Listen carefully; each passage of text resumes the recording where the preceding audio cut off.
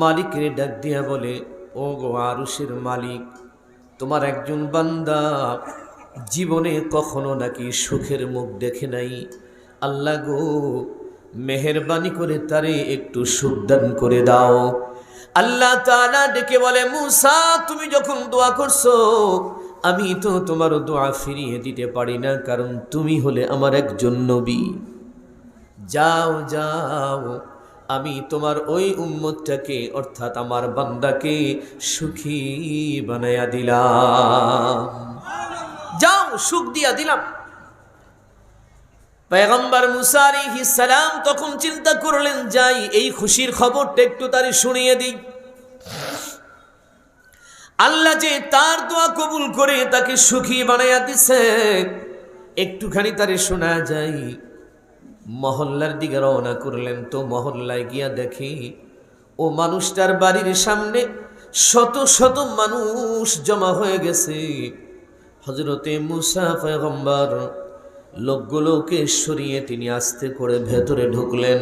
ঢোকার পরে তাকায় দেখে যে মানুষটার জন্য সুখের দোয়া করেছে ওই মানুষটা মইরা জমিনে পড়ে রইছে।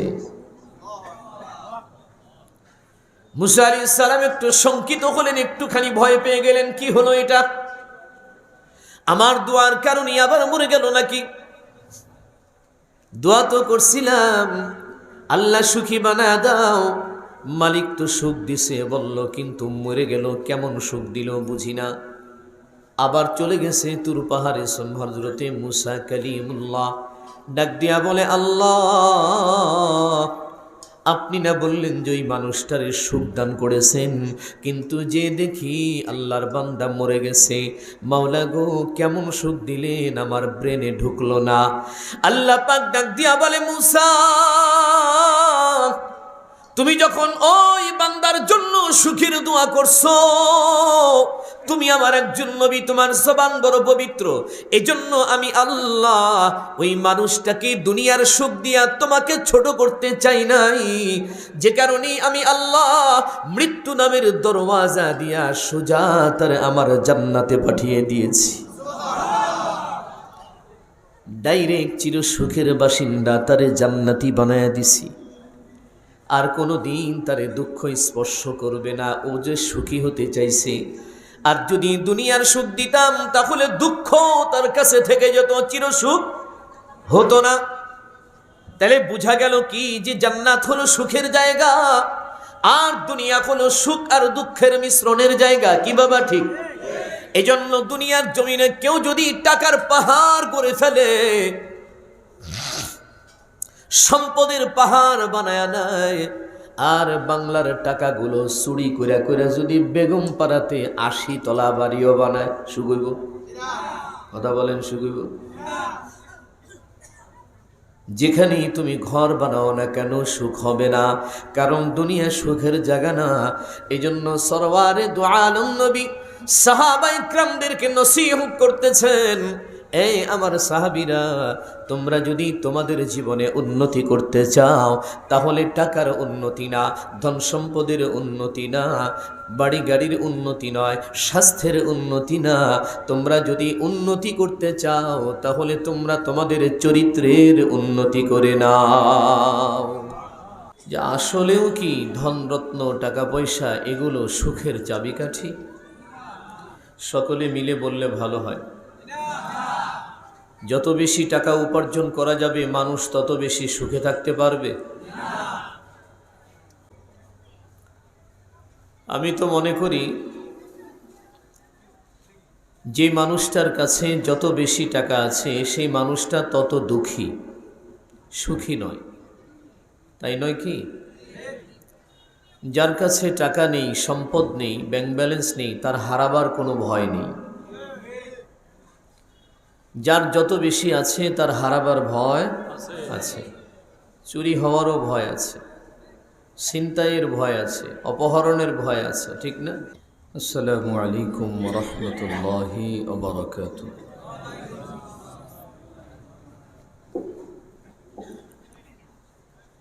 আলহামদুলিল্লাহি নাহমাদুহু ওয়া নাস্তাঈনুহু ওয়া নাস্তাগফিরুহু ونعوذ بالله من شرور أنفسنا ومن سيئات أعمالنا من يهده الله فلا مضل له ومن يضلله فلا هادي له ونشهد أن لا إله إلا الله وحده لا شريك له ولا نذير له ولا وزير له ولا سميع له ولا بشير له ولا جد له ولا ند له ولا أسل له ولا نسل له ولا مثال له ولا مثيل له ونشهد أن سيدنا ونبينا وحبيبنا وحبيب ربنا وطبيبنا وطبيب قلوبنا وسندنا وأولانا ومولانا محمدا عبده ورسوله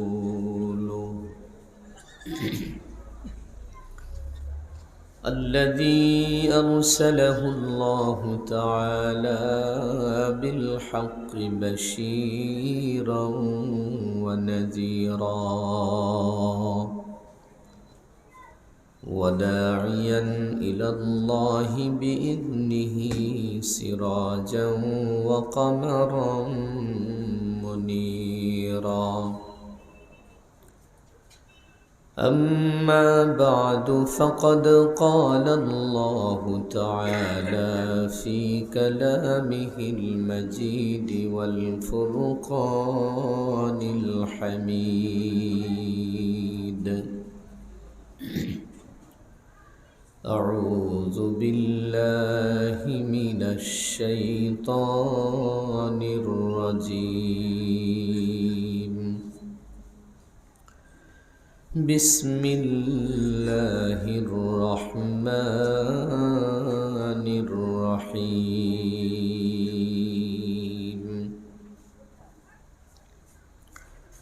إن الله يأمركم أن تؤدوا الأمانات إلى أهلها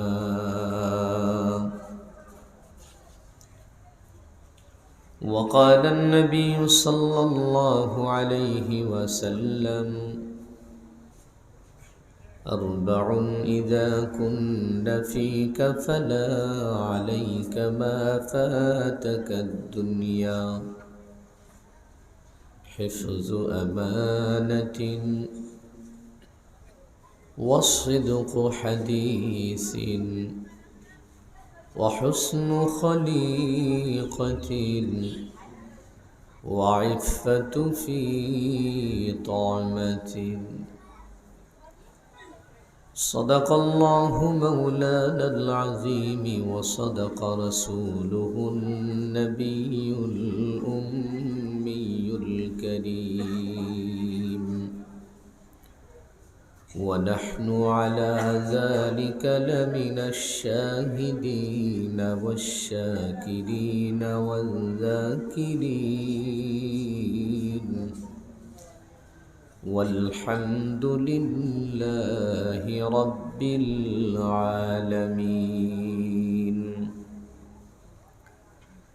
اللهم صل على محمد وعلى آل محمد كما صليت على إبراهيم وعلى آل إبراهيم إنك حميد مجيد اللهم بارك على محمد وعلى آل محمد كما باركت على إبراهيم وعلى آل إبراهيم إنك حميد مجيد. يا مولاي صل وسلم دائما أبدا على حبيبك خير الخلق كلهم. بلغ العلا بكماله كشف الدجى بجماله حصلت جميع خصاله صلوا عليه وآله. حضرت بوذر غفاری خادم خیر البشر جس نے ساری زندگی میں نہ بنایا اپنا گھر. بلغ العلا بکمالہ کشف الدجى بجماله حصلت جميع خصاله صلوا عليه وآله. رہے میرے مسکن حوالی کعبہ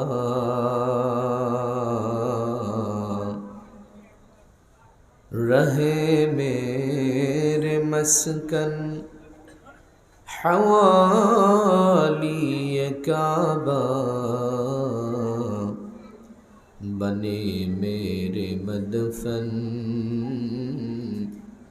دیار مدینہ. بلغ العلا بکمالہ کشف الدجى بجماله حصلت جميع خصاله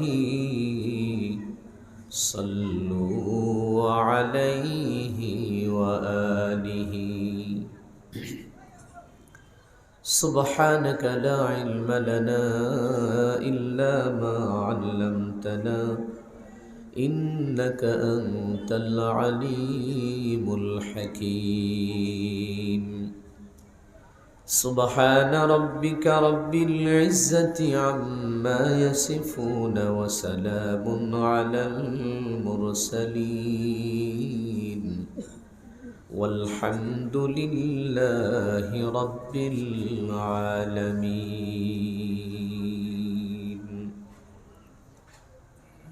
আমাদের নিয়ত দাও খুলুসিয়াত প্রভু হে খুলুসিয়াত প্রভু হে. আমাদের নিয়ত দাও খুলুসিয়াত প্রভু হে খুলুসিয়াত প্রভু হে. দাও আন্তরিকতা সব সরলতা দাও আন্তরিকতা সব সরলতা খনে জিহাদ প্রভু হে খুলুসিয়াত প্রভু হে খুলুসিয়াত প্রভু হে। জীবনে আমাদের সাধনা দাও,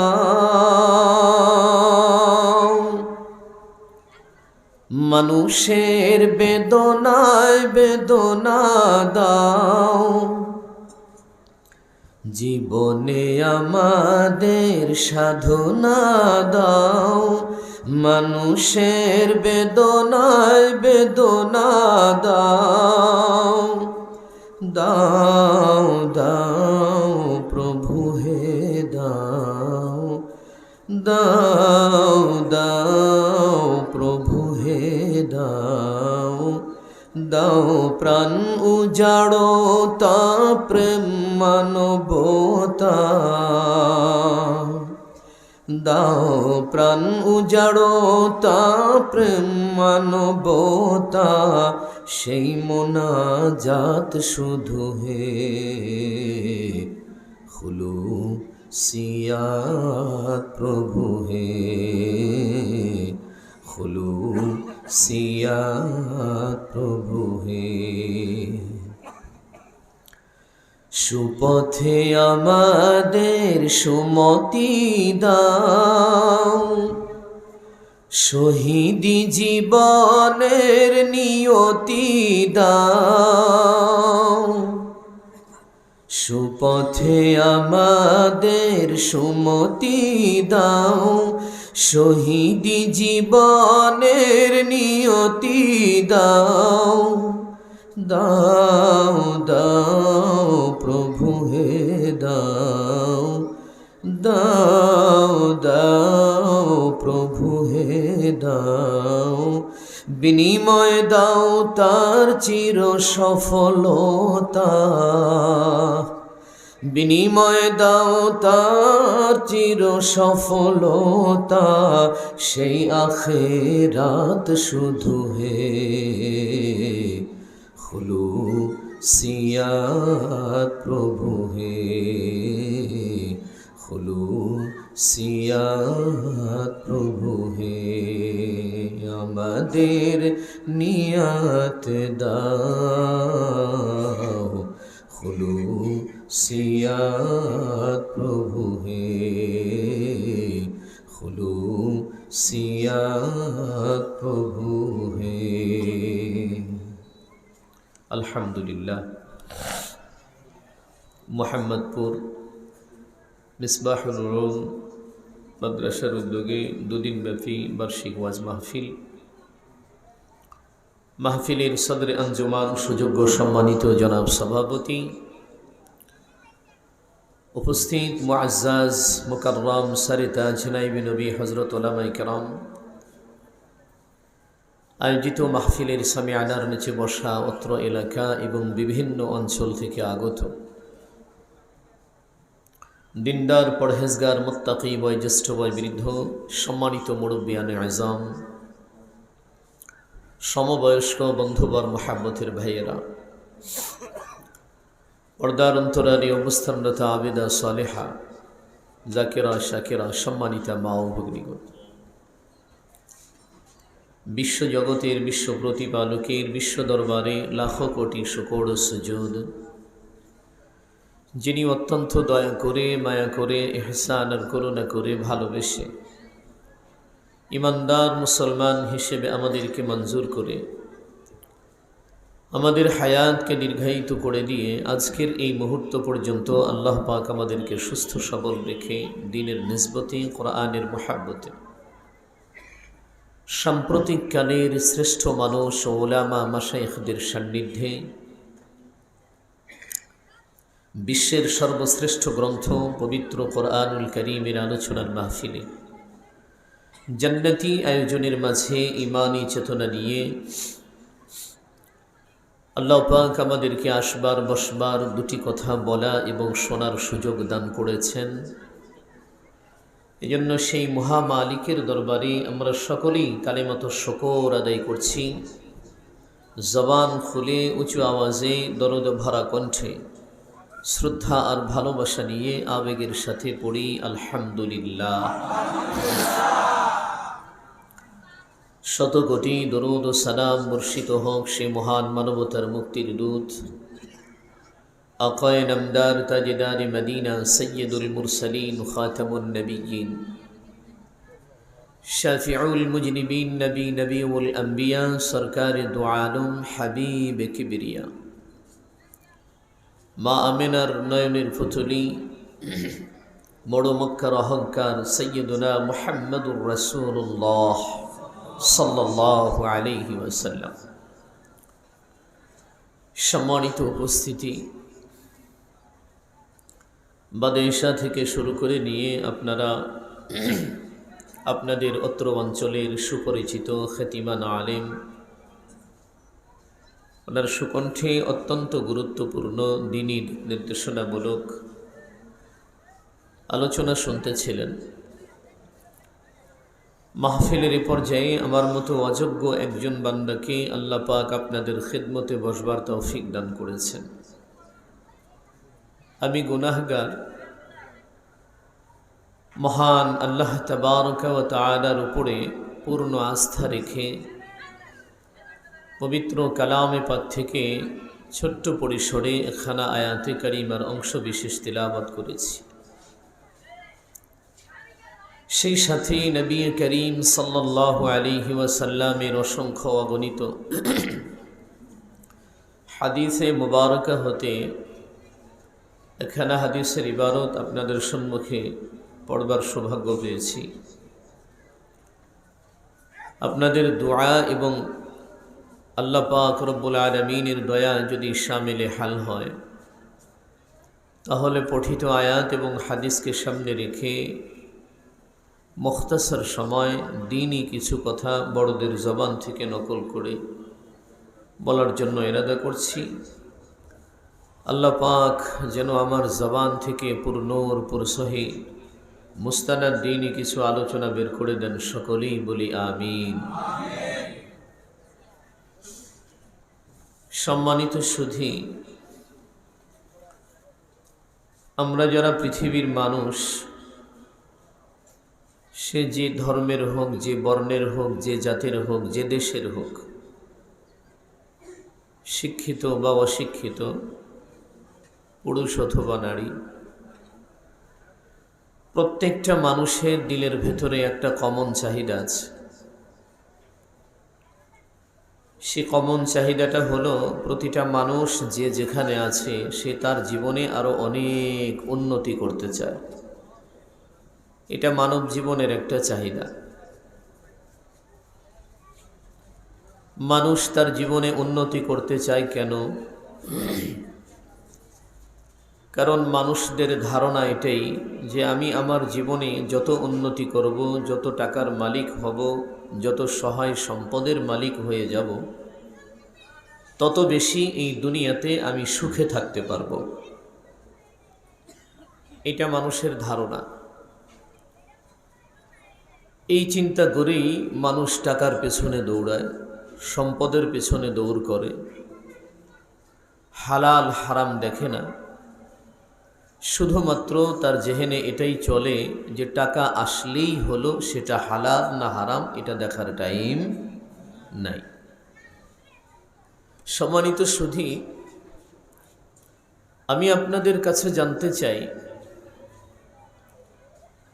যে আসলেও কি ধনরত্ন, টাকা পয়সা এগুলো সুখের চাবিকাঠি? সকলে মিলে বললে ভালো হয়। যত বেশি টাকা উপার্জন করা যাবে মানুষ তত বেশি সুখে থাকতে পারবে? আমি তো মনে করি যে মানুষটার কাছে যত বেশি টাকা আছে সেই মানুষটা তত দুঃখী, সুখী নয়। তাই নয় কি? যার কাছে টাকা নেই, সম্পদ নেই, ব্যাংক ব্যালেন্স নেই, তার হারাবার কোনো ভয় নেই। যার যত বেশি আছে তার হারাবার ভয় আছে, চুরি হওয়ারও ভয় আছে। ছিনতাইয়ের ভয় আছে, অপহরণের ভয় আছে, ঠিক না? এরপরে আমরা যে সোনার বাংলায় বাস করি, এটা তো আজীব এক বাংলা। মাঝে মধ্যে ভালো মানুষকেও বিবাহ ছাড়াই রাস্তা থেকে উঠিয়ে শ্বশুর বাড়ি নেওয়া হয়, ঠিক না? বিবাহ ছাড়াই শ্বশুর বাড়ি নিয়ে আদর আপ্যায়ন করে তার থেকে দেনমোহর আদায় করা হয়। কি ভুল বললাম নাকি? এরকম চক্করে তো আপনারা হয়তো অনেকে পড়েননি, তবে আমরা ভুক্তভোগী। আমাদেরকেও দেনমোহর দিতে হয়েছে বিয়ে ছাড়াই। তো এই সোনার বাংলায় আমরা বাস করি। আর যদি একটা মানুষের কাছে টাকাই না থাকে, তাহলে তার ওই শ্বশুরবাড়ি যাওয়ারও কোনো ভয় নাই। তাহলে বোঝা গেল যে মানুষটা যত বেশি টাকাওয়ালা, যত বেশি সম্পদওয়ালা, তার জীবনে দুঃখ মুসিবতও অনেক বেশি। মানুষ মনে করে যে টাকা বেশি উপার্জন করলেই আমি দুনিয়াতে সুখী মানুষ হতে পারবো। তবে সত্য কথা হলো এটাই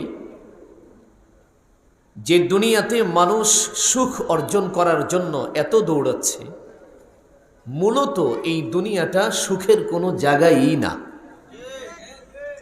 দুনিয়া কি সুখের জায়গা? কেউ চাইলেই এ ধরাতে চির সুখী হতে পারবে না। আবার কেউ যদি চায় যে সে চির দুঃখী হবে, এটাও তার জন্য সম্ভব না। সুখ আর দুঃখ এই দুইটার মিশ্রণের নাম হলো দুনিয়া। সুখ দুঃখের মিশ্রণের নাম কি? দুনিয়া। দুনিয়া।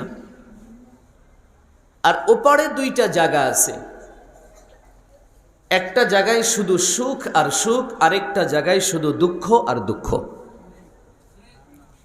একটার নাম হলো জাহান্নাম, আরেকটার নাম জান্নাত। জান্নাতে যাওয়ার পরে কোনো মানুষ যদি আল্লাহ তাআলার কাছে বায়না করে, ওগো মালিক, লক্ষ বৎসর কোটি বৎসর হয়ে গেল শুধু সুখ আর সুখ, ভালো লাগে না, একটু দুঃখ কি দেয়া যায় না? এটাও যদি দাবি করে বসে, তো আল্লাহ পাক বলবেন যে না, এটা জান্নাত, এখানে দুঃখের কোনো স্পর্শতা নেই।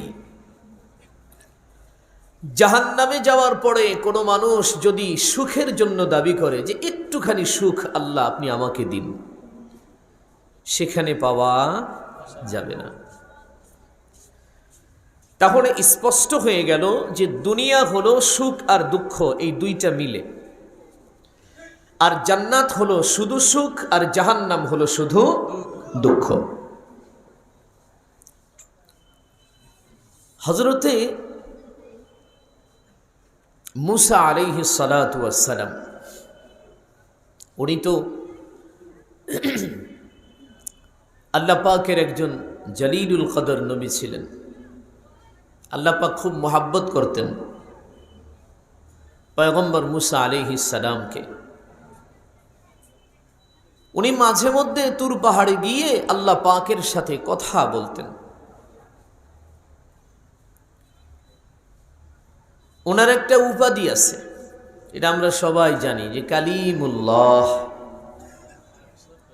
উনি কথা বেশি বলতেন, এই জন্য আল্লাহ ওনাকে কালিমুল্লাহ বলতো। আল্লাহ ওনাকে জিজ্ঞাসা করছে, মা তিলকা বিয়ামিনিকা ইয়া মুসা, এ মুসা, তোমার হাতে ওইটা কি? আল্লাহ জানে না কি? কথা বলেন, আল্লাহ জানে না? তো জিজ্ঞাইছে কথা বলার জন্য, মুসা তোমার হাতে ওটা কি? এখন মুসা আলাইহিস সালাম বলছেন, হিয়া আসায়া তাওয়াক্কাউ আলাইহা ওয়া আহুশু বিহা আলা গনামি ওয়ালিয়া ফিহা মাআরিব উখরা। অনেকগুলো বললেন, জবাব ছিল একটা, যেটা লাঠি, বাস উত্তর হয়ে গেল। কিন্তু না, উনি বাড়িয়ে বললেন, আল্লাহ পাক ডেকে বলে, মুসা এতটা তো জিজ্ঞেস করি নাই, তুমি এত কথা কেন বলছো? আমি শুধু তোমাকে জিজ্ঞেস করেছি তোমার হাতে কি, তুমি বলতে এটা লাঠি, তো তুমি এতগুলো বলতে যাচ্ছ কেন? এই লাঠি দিয়ে এই করো সেই করো। মুসা আলাইহিস সালাম ডেকে বলে, আল্লাহ আপনি আমার স্রষ্টা, আপনি আমার রব, আপনি আমার মালিক, আপনি আমাকে জিজ্ঞাসা করেছেন আমার হাতে কি। আমি যদি শুধুমাত্র কেবলমাত্র বলে দেই যে এটা লাঠি, তাহলে তো আপনার সাথে আমার কথাই শেষ হয়ে গেল, আর তো কোনো কথা রইল না। যেমন আপনাদের এই অঞ্চলে রাজনৈতিক অনেক নেতা আছে না নাই? বড় থেকে শুরু করে পাতি নেতা পর্যন্ত আছে। ওনারা যদি খবর পায় যে ঢাকা থেকে ওনার দলের কোনো মন্ত্রী ওনার এলাকায় আগমন করবে, তাইলে দেখবেন ওই দিন ওনার সাজুগুজুর কোনো অভাব নাই, ঠিক না? ধার করে হলেও একটা ভালো টি শার্ট পরবে, ভালো জুতো পরবে, পকেটে টাকা নাই কিন্তু মানি ব্যাগ ছাড়বে না। নেতা যদি এসে স্টেজে বসে, ওই পাতি নেতাগুলো দেখবেন নেতার পিছু ছাড়ে না, খালি মোবাইল আরেকজনকে দিয়ে বলে একটুখানি সেলফি করবি, পিছনে খাড়ায়। মন্ত্রীর পিছনে দাঁড়ায়, সাইডে দাঁড়ায়, আবার কথা বলার চেষ্টা করে। বেশি সময় কথা বললে তার সম্মান বৃদ্ধি হয়, ক্রেডিট বাড়ে। এলাকার যে মানুষগুলো তাকে কখনো মান্যতাই করেনি, ওই মানুষগুলোকে বুঝাতে চায়, দেখো আমার সম্পর্ক কার সাথে, কত তাআল্লুক আমার সাথে, তার আমার সাথে কত সময় কথা বলল। তো দুনিয়ার নেতার জন্য যদি মানুষ এত পাগল হয়, তো আল্লাহ পাকের জন্য একজন নবী পাগল হইতে পারে না? মুসা আলাইহিস সালাম ডাক দিয়া বলে, রব্বে কারীম, আমি যদি বাড়িয়ে না বলতাম তাহলে এতগুলো কথা তো আর আপনি আমার সাথে বলতেন না, এই জন্য একটু বাড়িয়ে বলেছি। মুসা আলাইহিস সালাতু ওয়াস সালাম তুর পাহাড়ে যাইতেছেন, আল্লাহ তাআলার সাথে কথা বলবেন।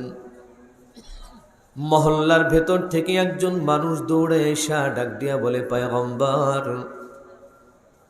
বহুদিন যাবত আপনার অপেক্ষায় রাস্তায় ছিলাম, পাইছি আজকে, আপনার সাথে আমার কথা আছে। আপনি তো আল্লাহ তাআলার সঙ্গে কথা বলার জন্য যাচ্ছেন,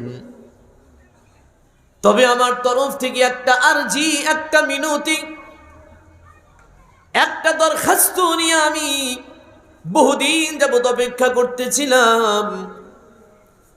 আমার তরফ থেকে যদি একটা কথা আপনার জবান দিয়ে যদি আল্লাহকে বলতেন, তাহলে হয়তোবা আল্লাহ তাআলা কবুল করতেন, এটা আমার জন্য ভালো হতো। পয়গম্বর মুসা আলাইহিস সালাম বলে, কি আর জি বলো? লোকটা বলে, পয়গম্বর, এই পৃথিবীর জমিনে সুখ দেখতে কেমন এটা আমি জীবনে কখনো দেখি নাই। সারাটা জীবন শুধু দুঃখ করেছি, একবেলা খেয়েছি তো আর একবেলা খাই নাই, আরামের বিছানায় কোনোদিন ঘুমাইতে পারি নাই। এই জন্য একটু আপনার মাধ্যমে আল্লাহ তাআলার কাছে দোয়া করাবো যে আল্লাহ যেন আমাকে একটু সুখ দান করে, আমি একটু সুখী হতে চাই। পয়গম্বর মুসা আলাইহিস সালাম বলে, দোয়াটা তুমি করলেও তো পারো। আল্লাহর বান্দা বলে, না না, দোয়া আমি করলে আল্লাহ কবুল নাও করতে পারেন, কারণ আমার জীবনে অনেক নাফরমানি আছে, অনেক গুনাহ করেছি আমি, আমার জবানটা পবিত্র নয়। এই জন্য আপনার জবান দিয়া দোয়া করাবো, কারণ আপনি একজন পবিত্র জবানের মালিক। নবীদের জবান এটা পবিত্র জবান। আল্লাহওয়ালা ওলি বুজুর্গ যিনারা দুনিয়ার জমিনে ছিলেন, উনাদের জবানটাও হলো পবিত্র জবান। নবীদের জবানের দোয়া যেমন কবুল হয়, বদদুয়াও তেমন কবুল হয়। নবী দুনিয়াতে নাই, কিন্তু নবীর ওয়ারিস যারা, এরা তো দুনিয়াতে আছে, ঠিক কিনা? নবীর ওয়ারিস যে এই পৃথিবীর আলিম ওলামা, এটা কিন্তু আমাদের দাবি না, আমরা ঘোষণা করি নাই। সরওয়ারে দু আলম নবী বলে গেছেন, ইন্নামাল উলামা ওয়ারাসাতুল আম্বিয়া। পৃথিবীর জমিনে যারা আলেম হবে, যারা মুত্তাকি আলেম, যারা ভিতরে কোরআনের ইলম থাকবে, তারা হলো আমি নবীর ওয়ারিস। সুবহানাল্লাহ বলা যায় না? তো নবী দুনিয়াতে নাই, তো কি হয়েছে? নবীর ওয়ারিস যারা আছে, এদেরও জবানটা কিন্তু পবিত্র জবান। এরা যদি দোয়া করে উম্মতের জন্য, তো আল্লাহর দরবারে মঞ্জুর হয়ে যায়। আবার যদি কখনো নির্যাতিত হয়ে মজলুম অবস্থায় যদি আল্লাহ তাআলার দরবারে হাত উঠায়া দোয়া করে, আয়া আল্লাহ, জালিমের জুলুম থেকে তুমি আমাদেরকে হেফাজত করো, জালিমের পতন ঘটায়া দাও, তো আল্লাহ তাআলা কিন্তু কবুল করে ফেলায়। কে? আল্লাহ কবুল করছে না? বাংলার আলেমদের দোয়া কখনো বিফলে যায় নাই, যাবেও না ইনশাআল্লাহ। জুলুম নির্যাতনের সীমা যখন অতিক্রম হয়ে গেছে, সীমানা যখন পেরিয়ে গেছে, তো আরশের মালিকও কিন্তু সহ্য করতে পারে নাই। কি বাবা, ঠিক কিনা? কারণ বাংলার যেই সমস্ত আলেমদেরকে মিথ্যা তহমত দিয়া, মিথ্যা মামলা দিয়া জেলের ভিতরে বন্দী করা হয়েছে, ওনারা কিন্তু জেলের ভিতরে গিয়া কম্বল মোড়া দিয়া খালি ঘুমায় নাই। মজলুম নির্যাতিত আলেমরা সেখানে মুসাল্লা বিছায়া নামাজ পড়েছে, কোরআন তেলাওয়াত করেছে, আল্লাহ তাআলার দরবারে রাতের আহাজারিতে চোখের পানি ফালায়া কাঁদছে। যে কারণেই আল্লাহ তাআলা বাংলার জমিনে আবার একটা নতুন সূর্যের উদয় করে দিয়েছে। তবে আগামীর দিন এই বাংলা আলেম ওলামার দিন। ওদিকে যাব না বাবা, অনেকেই আবার মন্দ বলবে, হুজুর এগুলি কি কয়। তো মুসা আলাইহিস সালাম এই উম্মতের আরজিটা নিয়ে যখন তুর পাহাড়ে চলে গেলেন, ওনার ব্যক্তিগত কথাগুলো মাওলা পাকের সঙ্গে শেয়ার করলেন। এরপরে যখন কথা শেষ হয়ে গেছে, মালিকের ডাক দিয়া বলে, ও গো আরশের মালিক, তোমার একজন বান্দা জীবনে কখনো নাকি সুখের মুখ দেখে নাই। আল্লাহ গো, মেহেরবানি করে তারে একটু সুখ দান করে দাও। আল্লাহ তাআলা ডেকে বলে, মুসা, তুমি যখন দোয়া করছো, আমি তো তোমার দোয়া ফিরিয়ে দিতে পারি না, কারণ তুমি হলে আমার একজন নবী। যাও যাও, আমি তোমার ওই উম্মতটাকে, অর্থাৎ আমার বান্দাকে সুখী বানায়া দিলাম। যাও, সুখ দিয়া দিলাম। পয়গম্বর মুসা আলাইহিস সালাম তখন চিন্তা করলেন, যাই এই খুশির খবরটা একটু তারে শুনিয়ে দিই। আল্লাহ যে তার দোয়া কবুল করে তাকে সুখী বানায়া দিছে, একটুখানি তারে শোনা যায়। মহল্লার দিকে রওনা করলেন। তো মহল্লায় গিয়া দেখি ও মানুষটার বাড়ির সামনে শত শত মানুষ জমা হয়ে গেছে। হযরতে মুসা পয়গম্বর লোকগুলোকে সরিয়ে তিনি আস্তে করে ভেতরে ঢুকলেন।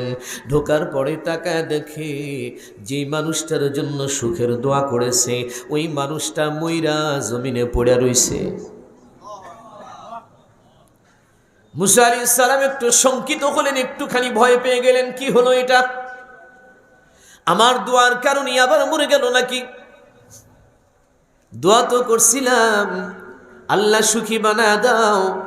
মালিক তো সুখ দিছে বলল, কিন্তু মরে গেল, কেমন সুখ দিল বুঝি না। আবার চলে গেছে তুর পাহাড়ে। হযরতে মুসা কালিমুল্লাহ ডাক দিয়া বলে, আল্লাহ, আপনি না বললেন যে ওই মানুষটারে সুখ দান করেছেন, কিন্তু যে দেখি আল্লাহর বান্দা মরে গেছে। মাওলা গো, কেমন সুখ দিলেন, আমার ব্রেনে ঢুকলো না। আল্লাহ পাক ডাক দিয়া বলে, মুসা, তুমি যখন ওই বান্দার জন্য সুখের দোয়া করছো, তুমি আমার একজন নবী, তোমার জবান বড় পবিত্র, এজন্য আমি আল্লাহ ওই মানুষটাকে দুনিয়ার সুখ দিয়া তোমাকে ছোট করতে চাই নাই। যে কারণে আমি আল্লাহ মৃত্যু নামের দরওয়াজা দিয়া সোজা তার আমার জান্নাতে পাঠিয়ে দিয়েছি। ডাইরেক্ট চির সুখের বাসিন্দা, তারে জান্নাতি বানায়া দিছি। আর কোনো দিন তারে দুঃখ স্পর্শ করবে না। ও যে সুখী হতে চাইছে, আর যদি দুনিয়ার সুখ দিতাম তাহলে দুঃখ তার কাছে থেকে যেত, চির সুখ হতো না। তাহলে বোঝা গেল কি, যে জান্নাত হলো সুখের জায়গা, আর দুনিয়া হলো সুখ আর দুঃখের মিশ্রণের জায়গা। কি বাবা ঠিক? এজন্য দুনিয়ার জমিনে কেউ যদি টাকার পাহাড় করে ফেলে, সম্পদের পাহাড় বানায় নেয়, আর বাংলার টাকাগুলো চুরি করে করে যদি বেগম পাড়াতে 80 তলা বাড়িও বানায়, সুগইব? কথা বলেন, সুগইব? যেখানেই তুমি ঘর বানাও না কেন সুখ হবে না, কারণ দুনিয়া সুখের জায়গা না। এজন্য সরওয়ারে দু আলম নবী সাহাবায়ে কিরামদেরকে নসিহত করতেছেন, এই আমার সাহাবীরা, তোমরা যদি তোমাদের জীবনে উন্নতি করতে চাও, তাহলে টাকার উন্নতি না, ধন সম্পদের উন্নতি না, বাড়ি গাড়ির উন্নতি নয়, স্বাস্থ্যের উন্নতি না, তোমরা যদি উন্নতি করতে চাও তাহলে তোমরা তোমাদের চরিত্রের উন্নতি করে নাও। কিসের উন্নতি? চরিত্রের উন্নতি করো। কারণ তোমার চরিত্র যদি ভালো হয় তো তুমি দো জাহানেই কামিয়াব হবে। আর যদি তোমার চরিত্রটা নষ্ট হয়ে যায়, ওপরে একটা ভিতরে একটা, হয় না এরকম? এটা হলো মুনাফিকি চরিত্র, আছে না নাই? হ্যাঁ, সারা দেশের মানুষ জানে যে তাহাজ্জুদের নামাজ পড়ে, মাথায় পট্টিও থাকে, হাতে তাসবিহ, আবার সকালবেলা কোরআন তেলাওয়াত, কিন্তু বুঝেন না? হ্যাঁ, এটা হলো মানুষকে দেখানোর একটা চরিত্র। কি বাবা ঠিক না? আমাদের দেশে অনেক মানুষ আল্লাহ পাঠিয়েছে, মোনাজাতের ভিতরে কান্নাকাটি করে, এটাও ফেসবুকে ছেড়ে দেয়। নামাজ পড়তেছে, নেতা মসজিদে যায় চালারে রেখা গেছে, একটু ভিডিও কইরা ফেসবুকে দিয়া দিবি, মানুষ দেখবে আমি বড় নামাজি। এটা নি চরিত্র? এটা ধোঁকাবাজি। এটা কি? এটা হলো চিটিং, এটা হলো বাটপারি।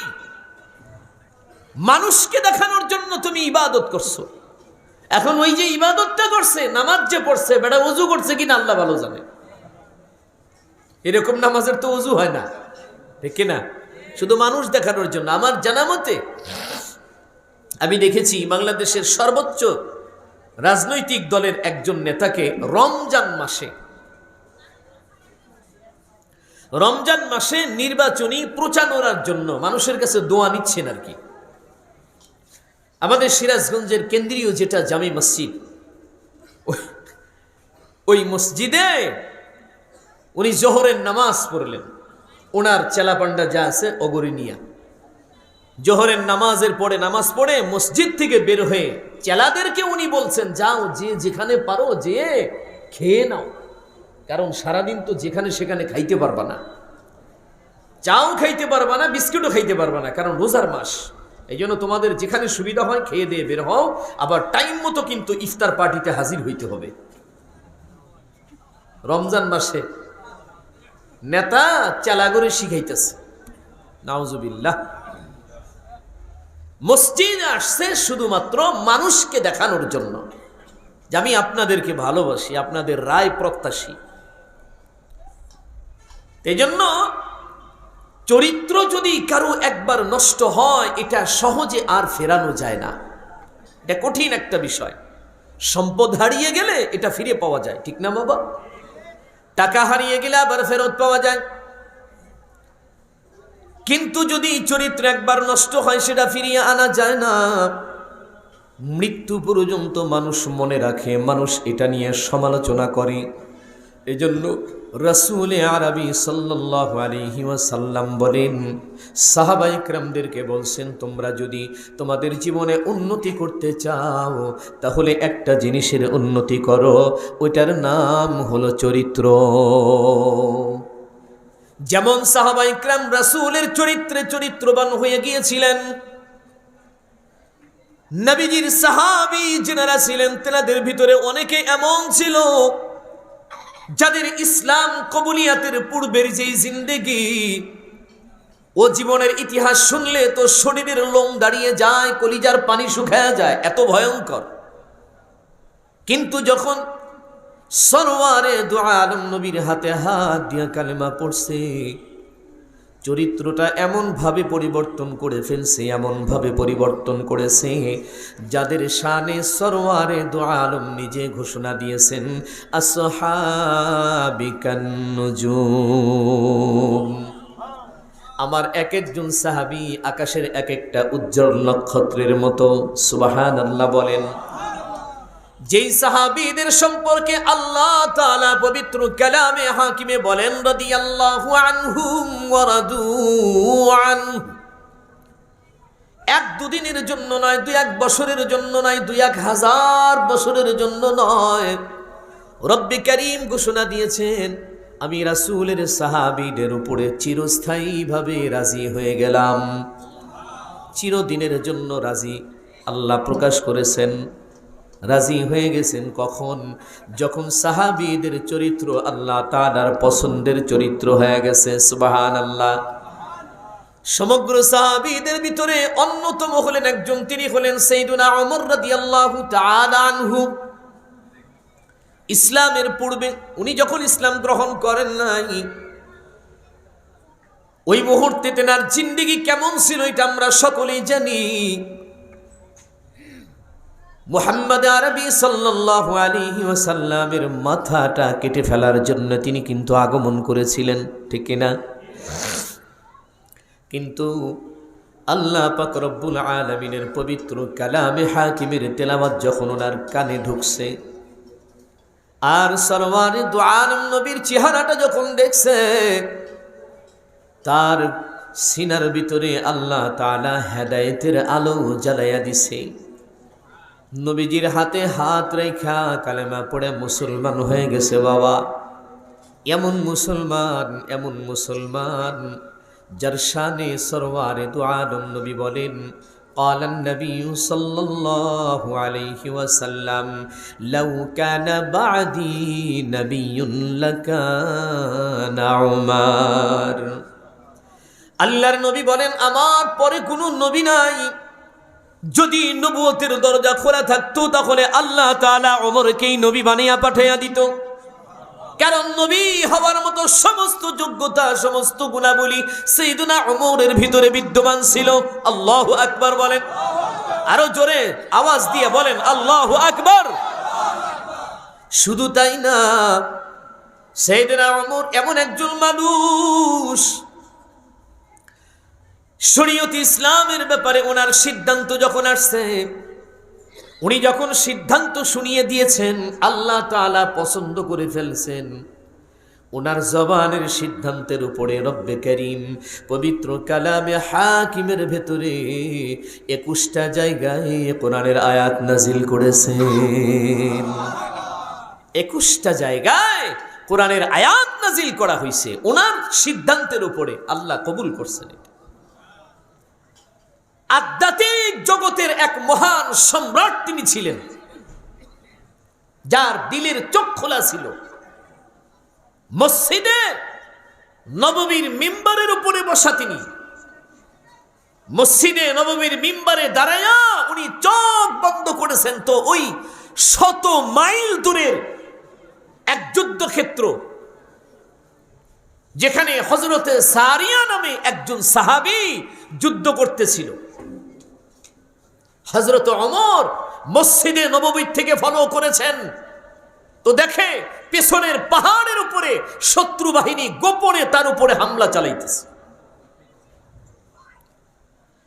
হযরত ওমর ওই মসজিদের মিম্বার থেকে ডাক দিছে, ইয়া সারিয়া আল জাবাল, ওইদিকে তাকাও। 100 মাইল দূর থেকে কিন্তু আওয়াজ ওইখানে যাবে না। হযরতে সারিয়া সাক্ষ্য প্রদান করেছেন, ওনার আওয়াজ আমি স্পষ্ট শুনেছি। আমি পেছন ফিরে তাকিয়ে দেখি শত্রু বাহিনী প্রস্তুত হয়ে গেছে, তো আমি নিজেকে সেফ করলাম। কেমন মানুষ আল্লাহ ওনাকে বানিয়েছিলেন চিন্তা করেন। এই চরিত্রটা কিন্তু নিজে নিজে হয় নাই, এটা আল্লাহর রাসূলের সহবতে থাকার কারণে, রাসূলের চরিত্রে চরিত্রবান হওয়ার কারণে এত দামি মহামূল্যবান একটা চরিত্র তিনি পেয়েছেন। শুধু কি তাই, মদিনার বুকে রাইতের বেলা কে কি স্বপ্ন দেখে এই খবরটাও হযরত ওমরের কাছে থাকতো। স্বপ্ন দেখছে একজন, এটা সকালবেলা হযরত ওমর বলতে পারতেন যে হে কি স্বপ্ন দেখছে। এটার বাস্তব প্রমাণ হলো হযরতে আলী রাদিয়াল্লাহু তাআলা আনহু। এই ফ্যানটা একটু এদিকে ঘুরে দেওয়া যায় না? দেখেন তুমি অল্প একটু ফ্যানটা একটু গরম হতো না। হ্যাঁ, শুকরিয়া। তো হযরতে আলী রাদিয়াল্লাহু তাআলা আনহু বলেন যে আমি আমার ঘরে ঘুমিয়েছি, রাসূল তখন দুনিয়াতে নাই।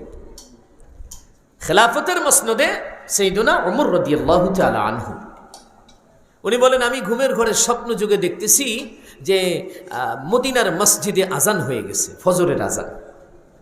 হযরত আলী বলেন আমি স্বপ্ন যুগেই মসজিদে নামাজ পড়ার জন্য গেলাম, ওযু করে মসজিদে গেছি, যে দেখি রাসূল আরবি সাল্লাল্লাহু আলাইহি ওয়াসাল্লাম ইমামতির মুসাল্লায় রাসূল দাঁড়াইছেন।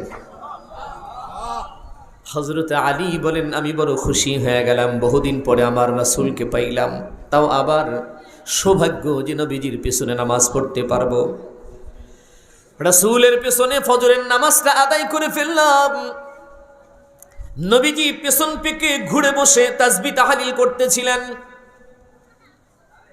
ঠিক এমনি মুহূর্তে একজন বুড়িমা মসজিদের গেটের সামনে এক ঝুড়ি পাকা খেজুর নিয়ে আসছেন রাসূল আরবিকে দেওয়ার জন্য। এটা হলো হাদিয়া।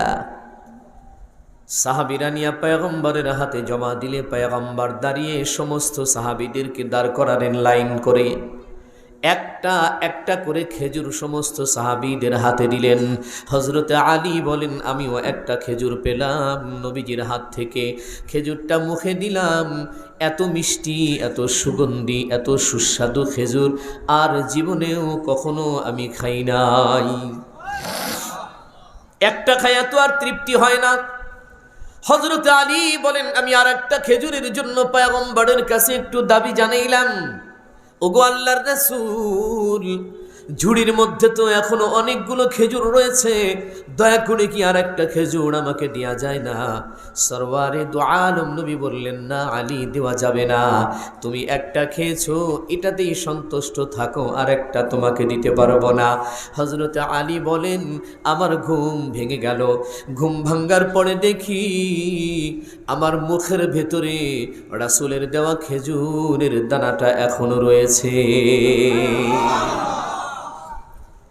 বলবেন হুজুর এটা একটু বেশি বলে ফেললেন নাকি আপনি, যে খেজুর খাইছে স্বপ্ন, এটার আবার বেশি হয় নাকি?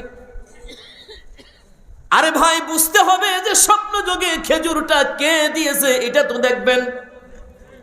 এই রাসূলের স্বপ্ন কখনো মিথ্যা হয় নাকি?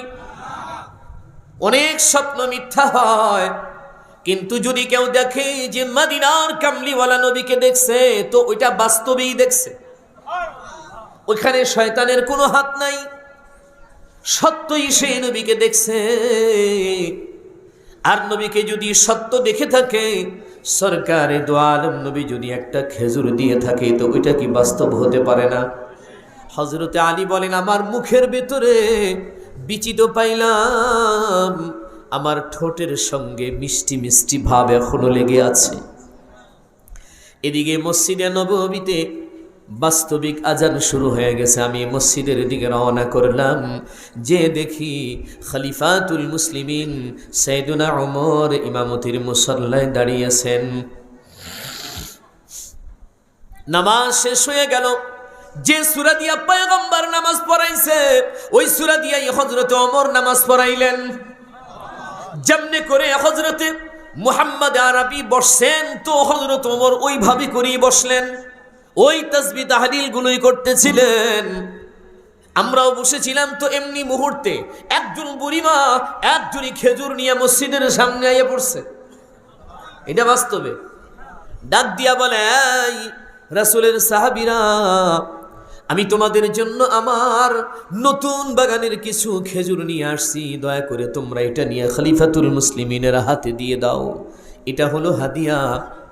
হযরত ওমর খেজুরগুলো হাতে পাওয়ার পরে বাবা তিনি দাঁড়ালেন, সমস্ত সাহাবীদেরকে দাঁড় করালেন। উনি নিজের হাতে একটা একটা একটা করে বন্টন করে দিচ্ছেন। হযরত আলী একটা খেজুর তখনও পাইলেন, উনি খেয়ে ফেললেন দেরি না করে। খাওয়ার পরে উনি স্বপ্নে যেমন আবদার করেছিলেন ঠিক তেমনি করে মুহাম্মদ আরবির কাছে যেমন খেজুর চাইছিলেন, পান নাই। হযরত ওমরকে ডাক দিয়া বলে, ও খলিফাতুল মুসলিমিন, অনেকগুলো খেজুর তো বেঁচে আছে, একটা আমাকে দেওয়া যায় না? হযরত ওমর ডেকে বলে, আলী আমি একটা দিলাম, আর রাতের বেলা মদিনার কামলিওয়ালা নবী তোমাকে একটা দিছে,